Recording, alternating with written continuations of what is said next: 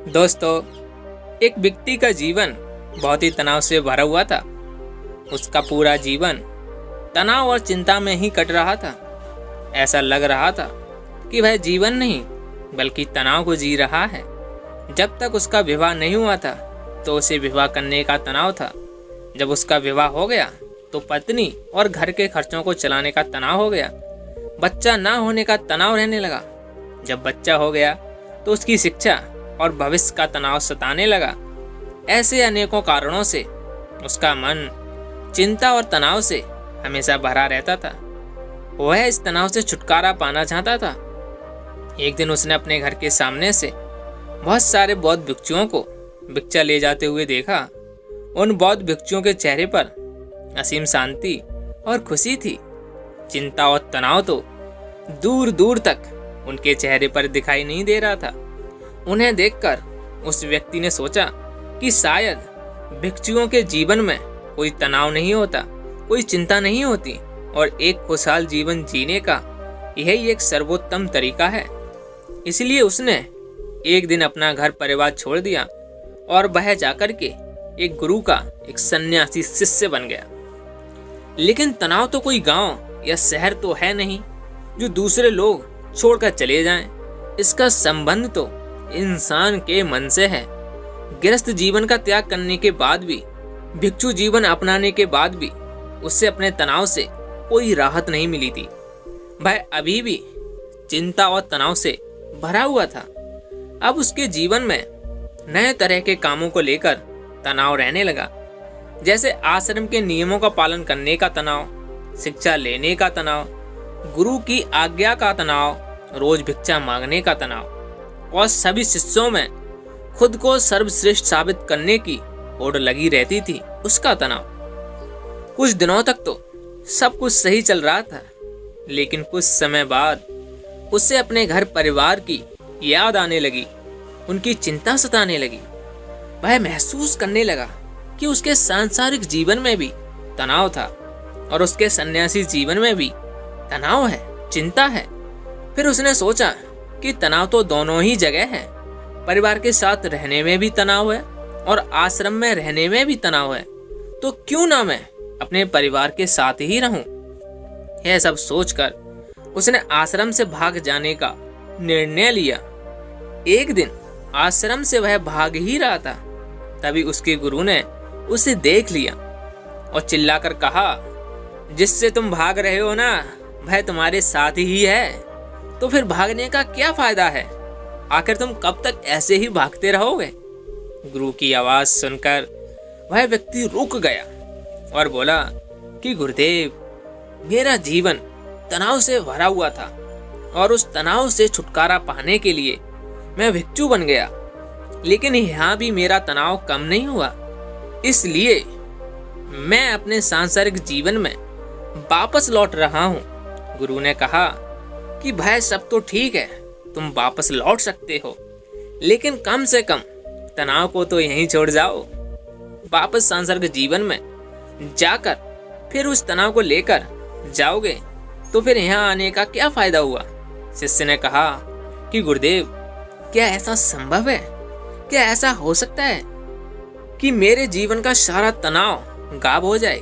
गुरु ने कहा, क्यों नहीं, है बिल्कुल संभव है, लेकिन इसके लिए तुम्हें एक काम करना पड़ेगा। क्या तुम उस काम को करोगे? शिष्य ने कहा, जी गुरुदेव, आप बताइए तो, मैं जरूर उस काम को करूंगा। गुरु ने कहा, तुम जाओ और एक ऐसे व्यक्ति को ढूंढ के लाओ जिसके जीवन में किसी भी प्रकार का कोई तनाव, कोई चिंता ना हो। अगर तुम ऐसे व्यक्ति को मेरे पास ले आओगे तो मैं तुम्हारे जीवन से चिंता और तनाव को हमेशा हमेशा के लिए दूर कर दूंगा। गुरु की यह बात सुनकर वह व्यक्ति बहुत प्रसन्न हुआ और एक ऐसे व्यक्ति की खोज में निकल पड़ा जिसके जीवन में ना कोई चिंता हो और ना कोई तनाव।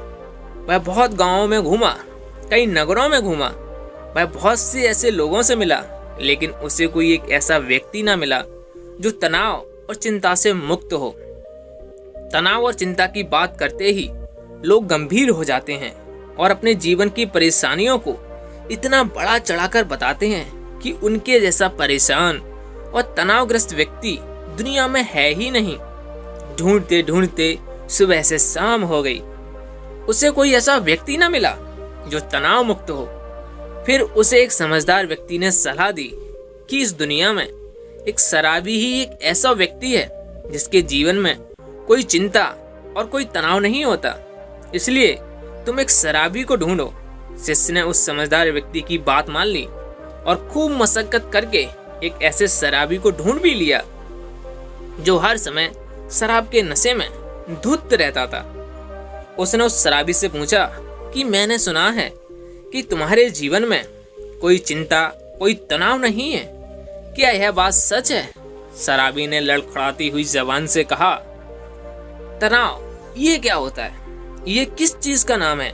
यह सुनते ही शिष्य की खुशी का ठिकाना ना रहा। उसने सोचा कि दिन भर मेहनत करने के बाद अंत में मुझे वह व्यक्ति मिल ही गया जिसकी मुझे तलाश थी।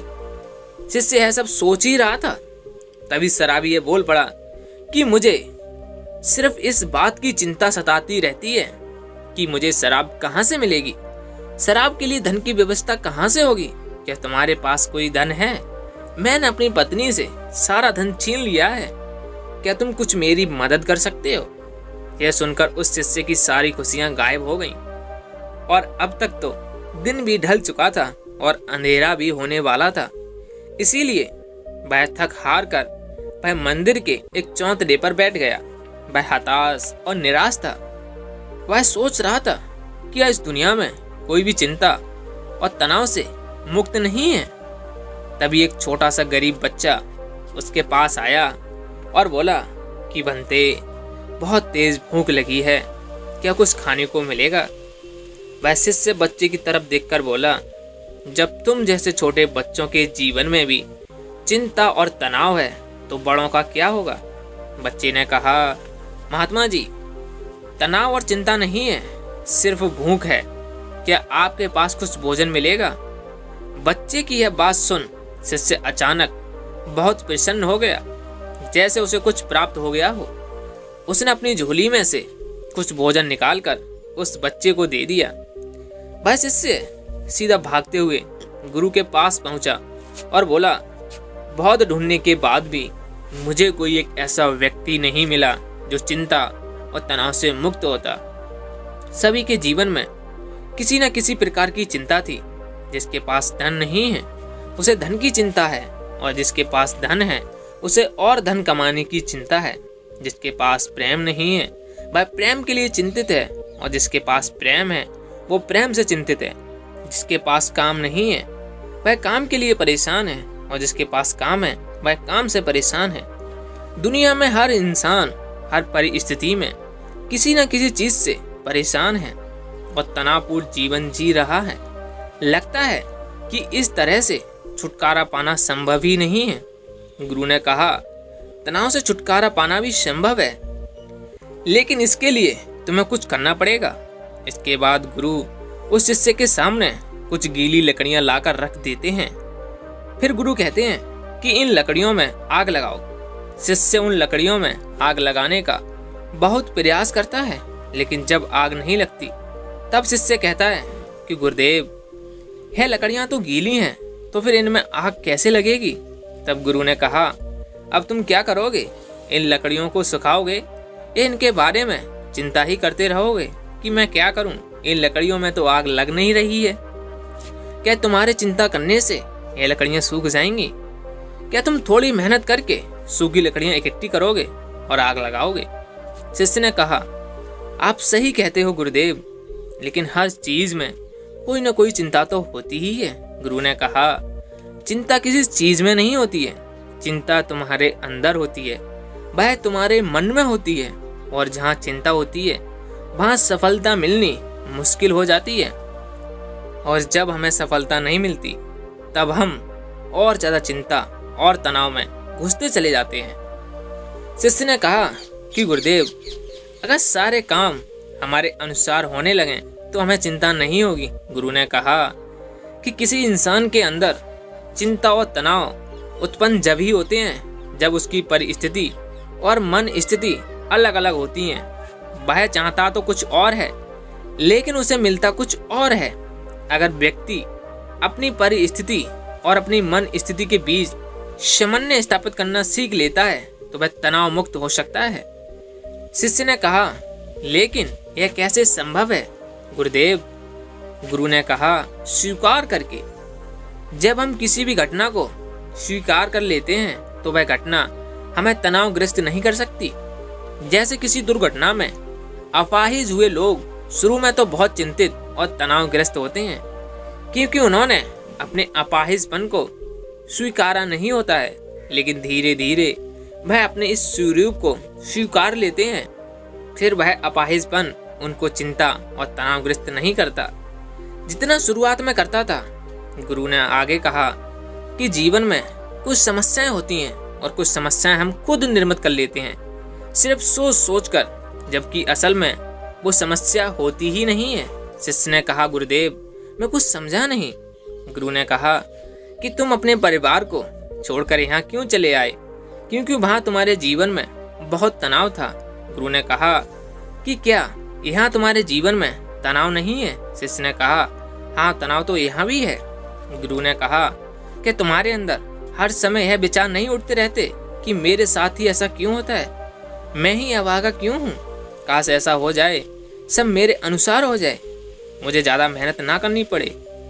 इसी तरह के विचार क्या तुम्हारे मन में हर समय नहीं उठते रहते? शिष्य ने कहा, हाँ गुरुदेव, हाँ बिल्कुल ऐसा होता है। जब मैं आश्रम में गुरु भाइयों के साथ आश्रम में रहता था तब भी, और जब मैं घर में था तब भी। गुरु ने कहा, समस्या तुम्हारे बाहर नहीं, तुम्हारे भीतर है। तुमने अपने अंदर बेवजह का तनाव बना रखा है। वो काल्पनिक घटनाओं के बारे में सोच सोच कर जो तुम्हारे जीवन में कभी घटित भी नहीं होंगी, तुम व्यर्थ में ही उनके बारे में सोच सोच कर चिंताग्रस्त रहते हो। जिस दिन तुम इस बात को समझ जाओगे कि जीवन में समस्या भी होती है और उसका समाधान भी होता है, और उस समाधान को पाने के लिए कार्य करना पड़ता है और उस कार्य का एक परिणाम भी होता है, तो उस दिन से तुम्हारे जीवन में कोई तनाव नहीं रहेगा। शिष्य ने कहा, गुरुदेव आप सही कह रहे हैं। मुझे मंदिर के बाहर एक बच्चा मिला था। जब मैंने उससे पूछा कि क्या तुम्हारे जीवन में अभी चिंता है, तो उसने कहा था, ना चिंता है और ना ही तनाव है, बस भूख है। उस समय मैं समझ नहीं पाया था कि समस्या तो भूख है, तनाव या चिंता नहीं। केवल भूख का समाधान किया जा सकता है। तो दोस्तों, जिस काम की वजह से तनाव या चिंता होती है उस काम को सबसे पहले खत्म करो। तनाव और चिंता अपने आप खत्म हो जाएंगी। बस यही एक छोटी सी बात जो हमें समझनी है।